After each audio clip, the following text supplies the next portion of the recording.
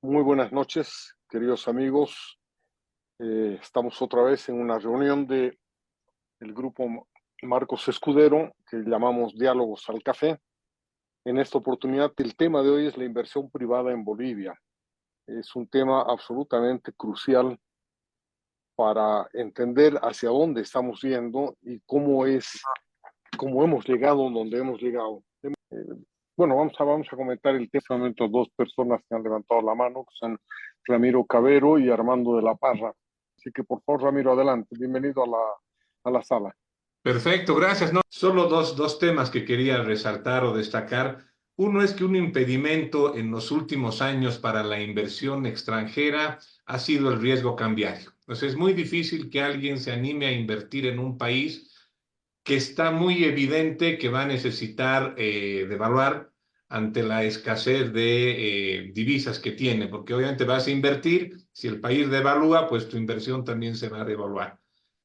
Y un tema clave en el sector financiero, que si ustedes se dan cuenta es donde menos inversión extranjera hay, y esto se debe fundamentalmente a que en Bolivia se ha vuelto un sector, sobre todo el bancario, sobreregulado.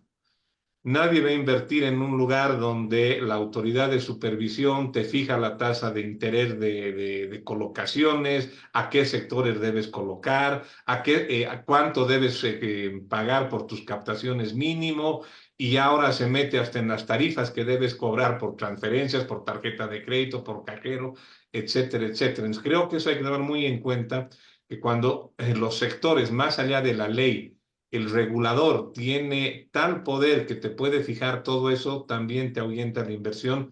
Y por eso es que Bolivia debe ser uno de los pocos países en todo el continente que no tiene ningún banco internacional importante.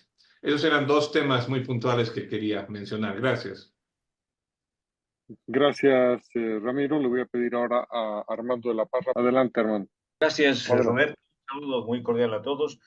Eh, el diagnóstico de Jaime Dumo ha sido excelente y con eso creo que tenemos la película muy clara de cómo, en qué situación estamos.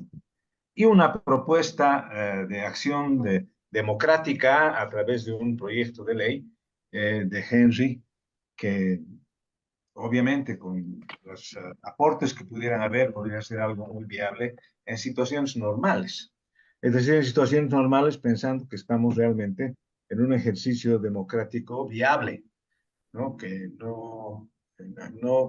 Donde realmente los temas centrales sean la prioridad y no los intereses particulares y sobre todo en el ámbito político. Eh, Coco ha hecho una complementación muy importante con cuestiones muy claras, muy concretas, que nos ayudan también a tener una idea más completa del panorama.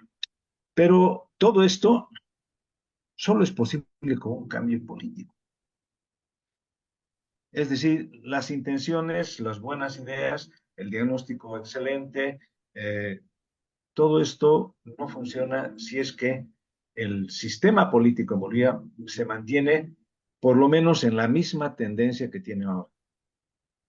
Significa que desde el punto de vista político tiene que haber un giro de 180 grados, porque es exactamente lo que se requiere, es exactamente lo contrario a lo que la política actual está induciendo. Entonces, parecería que aquí el tema principal es un tema político. Eh, las alternativas que se están manejando como resultado de unas elecciones hasta este momento no son alentadoras para nadie.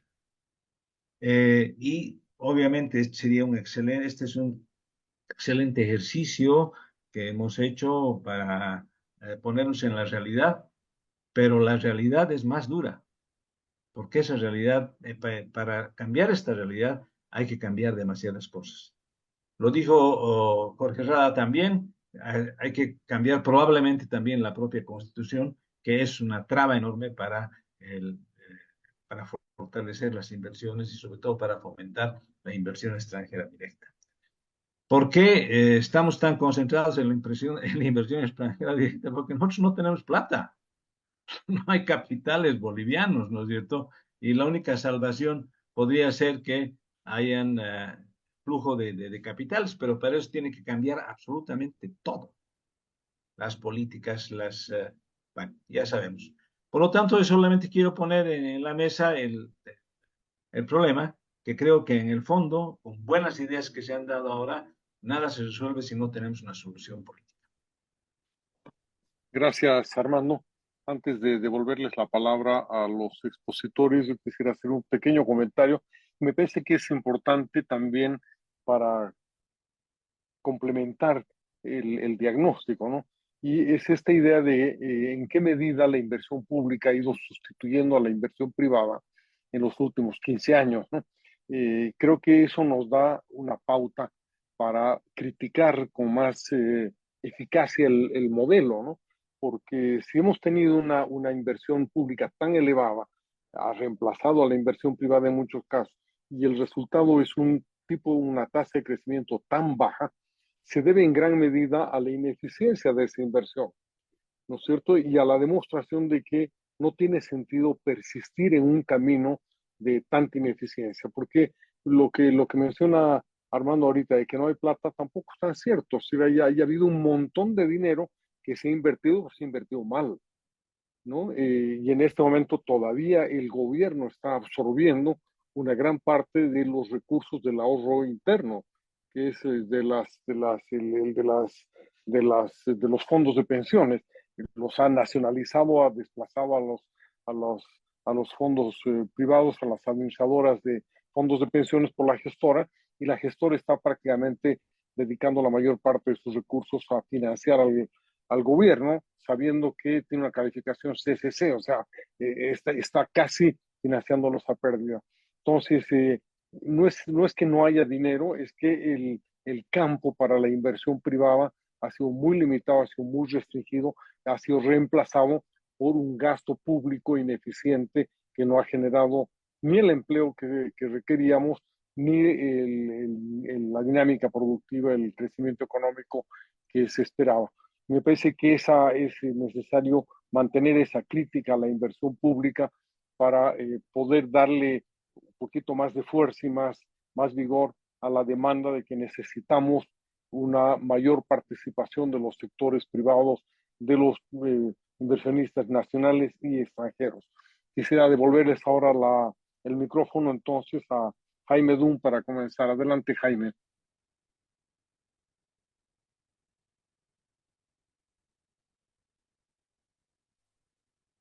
Ok, gracias. Creo que me escuchan, ¿no? Estaba el Sí, micrófono adelante. apagado.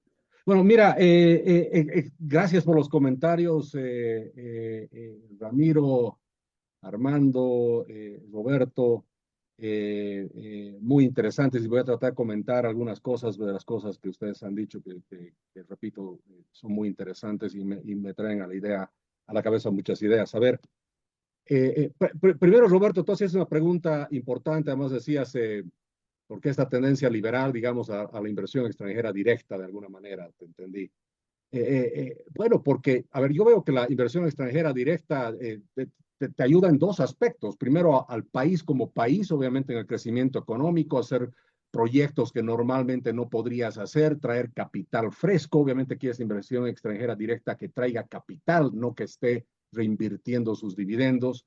Te traen transferencia de conocimiento, de tecnología, mejoras de infraestructura. Generalmente las grandes inversiones necesitan de infraestructura y esa infraestructura la ponen ellos también. Obviamente, integrar al país a la economía global es fundamental y nos genera una diversificación en nuestra economía, ¿no es cierto? Creo que el país sale ganando por todos lados.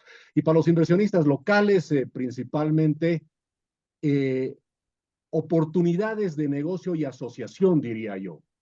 Se harán, como también decía Armando y decías tú, los empresarios bolivianos somos en escala mundial muy pequeños, pero tenemos la posibilidad con ese tamaño de asociarnos en todas las oportunidades de negocio y la cadena de negocio y logística que significa traer inversión extranjera al país. Creo que eso es importante. Creo que es importante desde el punto de vista liberal que venga competencia de afuera también, ¿no es cierto?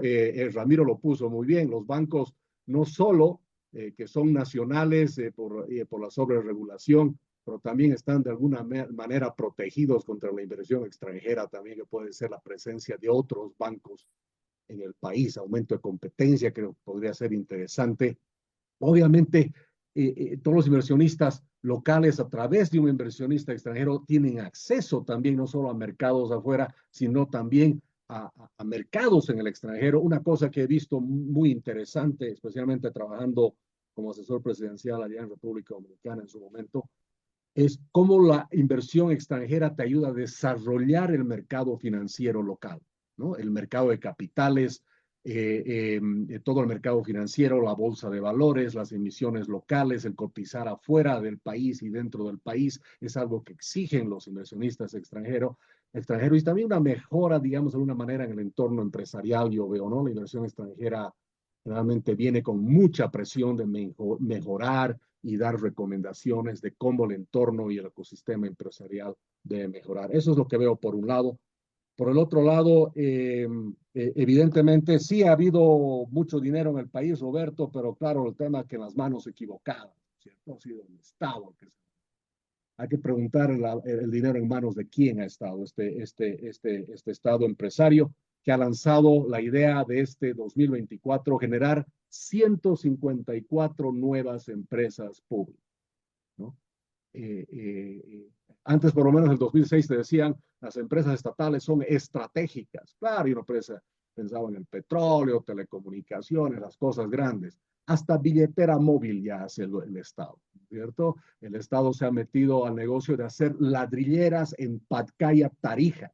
O sea, a competir directamente con los privados, a desplazar y destruir el sector privado. 154 nuevas empresas prácticamente en todas las pocas industrias de Bolivia. Si tú no eres un empresario privado que está haciendo energía nuclear o algo de biotecnología, no vas a tener competencia. Pero en todo lo demás hay competencia por parte del Estado. Y eso está llevando a que haya una batalla por la liquidez. Los pocos recursos que hay es la pelea que se está dando entre los privados contra el Estado, es decir, contra el gobierno. Estamos peleando por los pocos recursos, peleamos por los bolivianos, y ahora obviamente por los dólares. Y tú decías algo interesante, Roberto, el inversionista extranjero deja a su familia, deja a los amigos, hace sus maletas y se va a un país. Tiene que dejar muchas cosas. Y es cierto, yo diría al final de cuentas la inversión extranjera va a ir a países donde los inversionistas locales están felices. Creo que ahí es donde va la inversión extranjera, si no, no va. Gracias, Jaime. Quisiera ceder a Simón Pachano y quizás nos pueda contar cómo va la cosa en el Ecuador, donde no hay el riesgo cambiario, porque es un país dolarizado, pero ya hemos visto también que tiene una de los sectores mineros más atractivos de América Latina. Así que algo está pasando en ese país que tal vez Simón nos pueda contar. Adelante, Simón. Gracias, Roberto. Sí, justamente uno de los temas que quería poner sobre la mesa es este de un país dolarizado, que sin embargo es uno de los países con más baja inversión extranjera directa en América Latina. El año pasado, el año 2023, apenas tuvo una inversión de 266 millones de dólares y en los años anteriores no ha sido muy diferente el monto.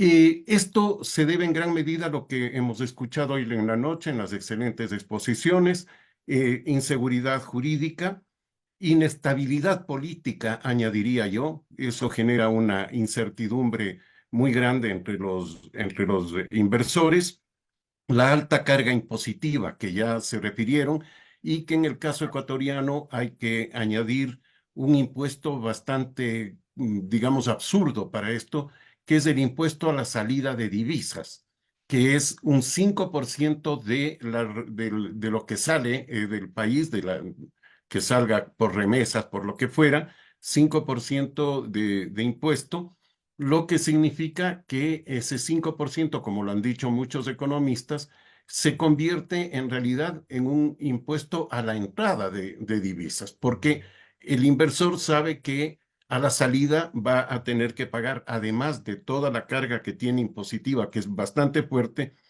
un 5% adicional.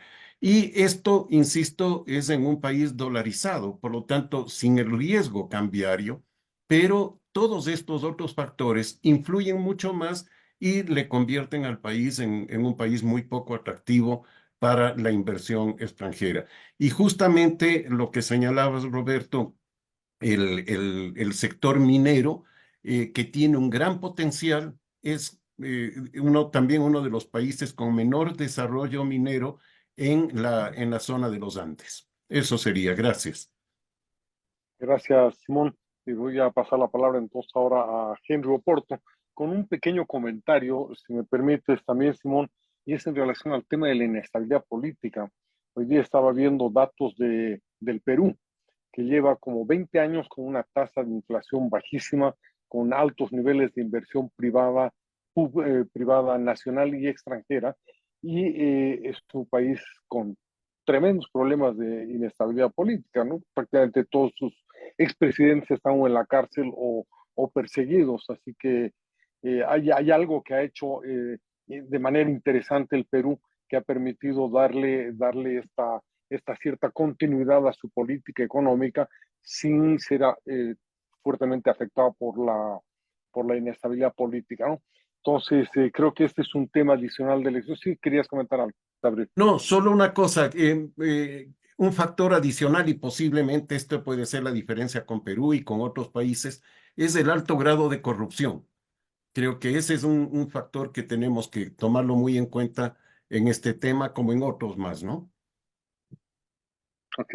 Muy bien, adelante, Henry Oporto.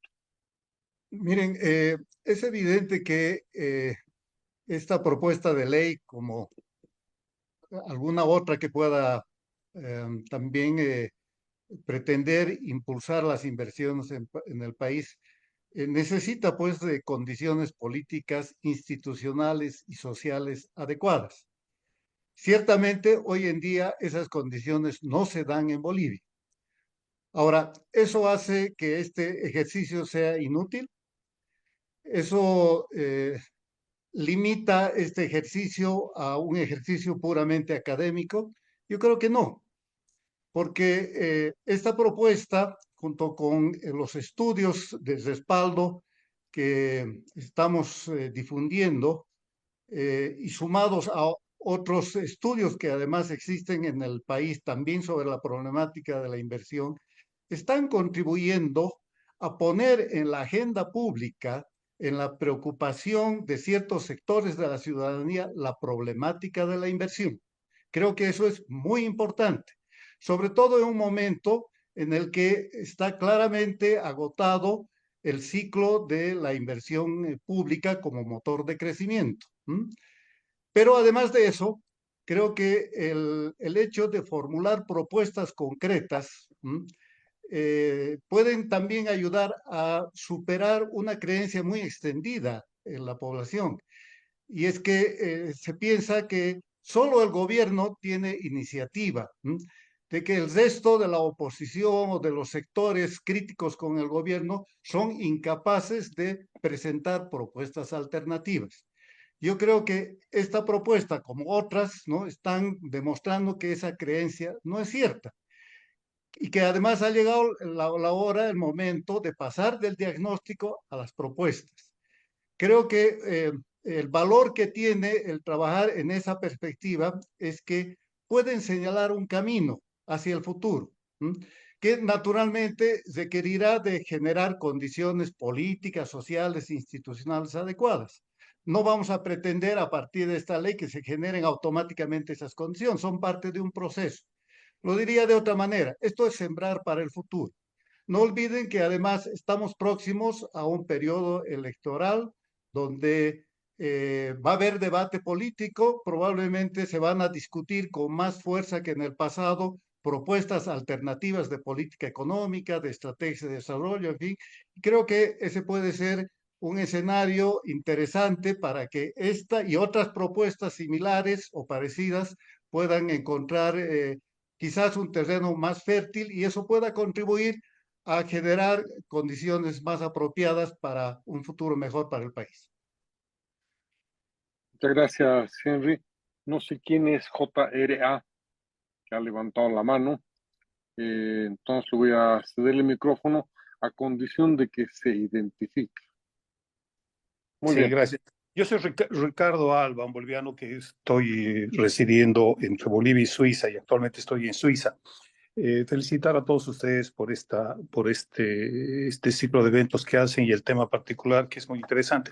Rebotando rápidamente sobre lo que acaba de decir Henry, yo creo que este proyecto, esta iniciativa que tiene como proyecto de ley que considera la inversión extranjera directa, tiene un gran valor, pues cierto, no se trata solamente de hablar de la inversión extranjera directa por montos superiores, de acuerdo a lo que he leído muy rápidamente, a $5 millones, sino yo creo que habría que extenderlo para que sea este proyecto una punta de lanza para poner en la agenda, como él mismo dice, en la agenda pública el tema de la inversión, cuán importante es invertir y cuán importante es generar riqueza y generar empleos dignos y sostenibles con todo lo que tiene un país, en este caso Bolivia, tiene recursos naturales, tiene una gran biodiversidad, así como también tiene recursos humanos.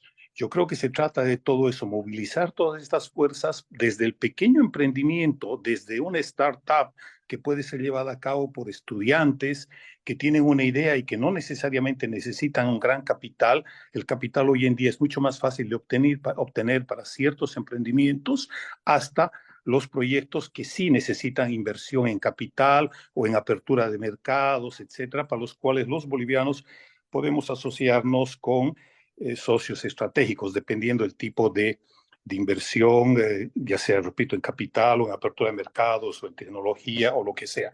Creo que ese es el gran mérito y para eso me atrevería tal vez a proponer que este proyecto de ley, Henry, pueda ampliarse a no poner la barrera básica, baja de 5 millones, sino ampliar a todo emprendimiento. Es real, porque sabemos bien que la riqueza de una economía y la fortaleza de la economía está esencialmente en las pequeñas y medianas empresas.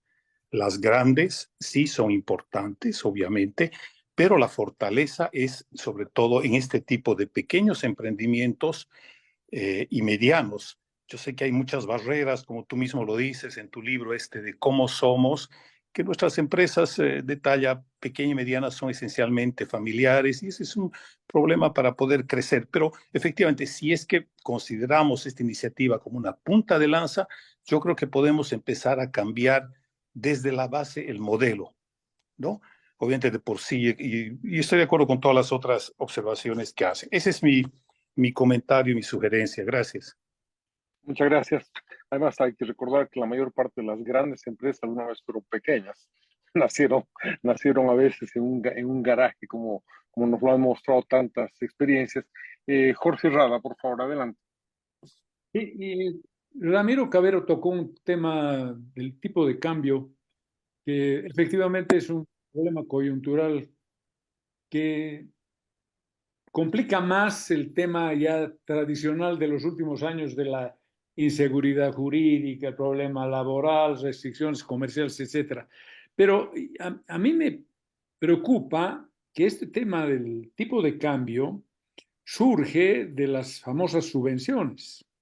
La subvención a los hidrocarburos está generando todos los problemas económicos que conocemos, la balanza de pagos, las reservas, etcétera, etcétera, y la especulación sobre el tipo de cambio.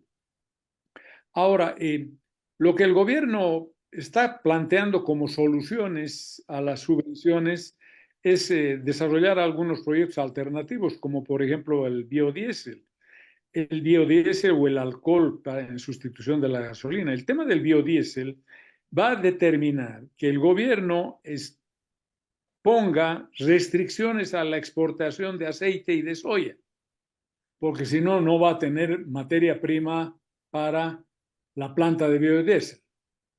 Pero ¿cuánto va a querer pagar por esa soya? El equivalente a lo que se paga por internamente por la gasolina o el diésel. Entonces va a querer pagar menos de lo que el productor agroindustrial consigue exportando. Lo mismo va a pasar con el alcohol. El alcohol van a comprar a un precio menor de lo que el exportador puede conseguir exportando directamente ese alcohol, porque internamente quieren hacer la comparación con el precio de la gasolina.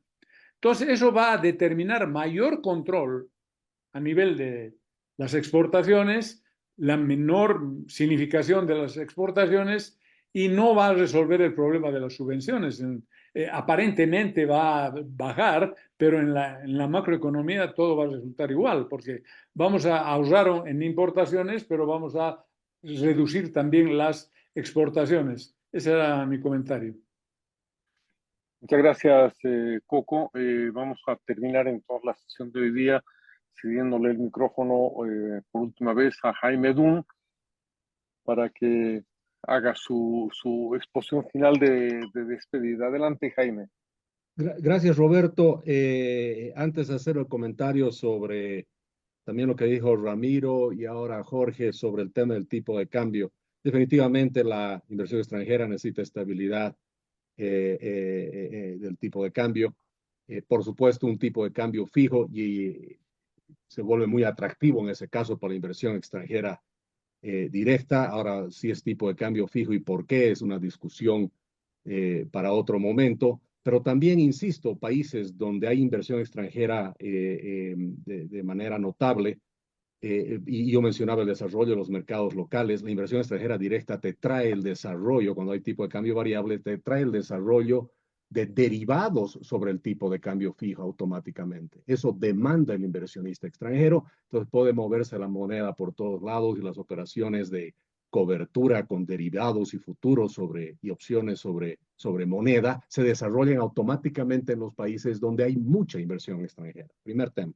Segundo tema, sí, evidentemente está claro que esta idea, este proyecto de ley no es para las condiciones en las que está el país ahora, porque nosotros, personalmente yo veo que tiene que venirse vientos de un cambio muy profundo.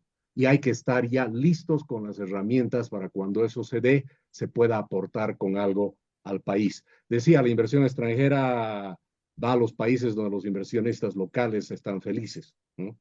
En Bolivia creo que no hay ningún inversionista local feliz, o son muy pocos los que están felices. Entonces, no es para esta coyuntura. Y terminar diciendo que creo que tenemos que terminar este ciclo que llevamos varios años de analizar cómo estamos, de lo mal que estamos. Y es el momento de empezar a decir qué vamos a hacer. Y por eso creo que estas propuestas hay que ponerlas sobre la mesa sin importar la coyuntura del momento, porque estas propuestas son, como bien dijo, la punta de lanza para ir más adelante con algo mejor. Gracias, Roberto. Gracias, Jaime. Por favor, Orlando, tienes un par de minutos para hacer un último comentario. Buenas noches, un gusto. Mi nombre es Orlando Yang. Y felicito primero al panel de disertantes que hemos tenido y comentaristas respecto a esta propuesta de ley. Para el sector emprendedor y para los importadores también es caótico el tema de cómo podemos generar una dinámica económica positiva en el país. Lastimosamente las condiciones han estado deteriorándose a lo largo de este año que hemos transitado, de estos últimos 12 meses, pero principalmente de estos últimos 3 meses se ha acrecentado la presión sobre el tema de la accesibilidad a las divisas extranjeras. Pienso que el esfuerzo que están proponiendo Jaime, Henry, al tratar de impulsar una acción que ya no es meramente académica, sino de fortalecimiento a la atracción de inversión en un momento coyuntural que definitivamente es plenamente adverso por varios motivos que ya los han desarrollado, tiene una significancia mayor. ¿Por qué? Porque es el momento de retomar la acción y la iniciativa desde lo privado. El fracaso del ejercicio público, de la administración pública, demuestra que definitivamente algo que hay que retomar es la iniciativa privada. Y para eso quiero hacer una reminiscencia muy valiosa de lo que mencionaba el presidente del Banco Central del Perú. El año pasado, en una disertación a invitación de la Argentina, de empresarios de la Argentina, señaló él bien claro que si bien el Perú tiene una estabilidad tremendamente marcada en lo político, no así en lo económico, debido a un factor fundamental, aparte del rol del Banco Central, que mantiene una independencia con todos los organismos del gobierno. Él decía y mencionaba que el Banco Central, ¿sí?, y la Constitución peruana prohibían que el Banco Central financie a las empresas públicas, que está normado desde su misma Constitución que el Banco Central sea un financiador de los proyectos públicos con carácter competitivo hacia lo privado. Y creo que eso también debe ser parte de la agenda en la reforma constitucional también del país para que permita de que el gobierno ya deje de ser un competidor del sector privado. Ese es el ámbito en el que yo marcaría el comentario para que definitivamente se propulse, ¿sí?, se apueste a presentar esta iniciativa valiosa que marca más allá del desarrollo académico y que se efectivice para que realmente vayamos hacia un norte de marcar un modelo diferente económico en el país. Y Muchas que gracias. con eso cerraría. Muchas gracias. Muchas gracias, Orlando. Sí, efectivamente el tema del Banco Central es crucial y en Bolivia la ley del Banco Central le impide, le prohíbe hacer préstamos. Simplemente la mayoría abusiva en el Parlamento y en el país han ignorado esa disposición y la han violado varias veces, repetidas veces y cada año, ¿no? Me parece que dentro de muy poco vamos a tener que volver a tratar el tema del tipo de cambio, de las disposiciones del gobierno central, las opciones que tenemos hacia adelante para tratar de restablecer un cierto equilibrio en el país, porque lo que se nos viene parece ser algo muy complicado y demasiado incierto. Muchas gracias otra vez a Jaime Dun, a Henry Oporto y a Coco Rada por sus aportes, sus contribuciones y por supuesto a cada uno de los comentaristas, participantes que han estado con nosotros, especialmente a Ramiro Cabero, a Orlando, a Simón